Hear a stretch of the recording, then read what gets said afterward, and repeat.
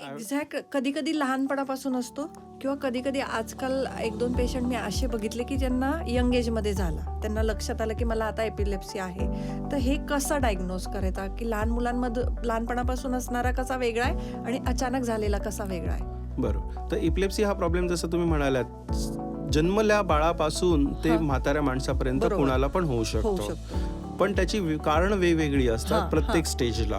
जसं जन्मलेल्या बाळाला जर मेंदूला ऑक्सिजन इमिजिएटली नाही पोहोचला, म्हणजे बाळ जन्मल्या रडलं नाही, तर त्याला हायपॉक्सिक ब्रेन डॅमेज होऊ शकतो आणि त्याच्यानंतर त्याला फिट्स येऊ शकतात आणि ती फिट्स मग लाईफ लॉंगच राहतात बऱ्यापैकी.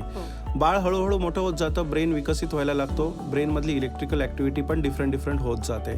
मग पर्टिक्युलरली त्या वयोगृपामध्ये काही इलेक्ट्रिकल ऍक्टिव्हिटी जर खूपच इपिलेप्टोजेनिक असेल, म्हणजे फिट्स आणण्यासारखी असेल, तर ते चाइल्डहुड इपिलेप्सी मध्ये पण कन्वर्ट होतं.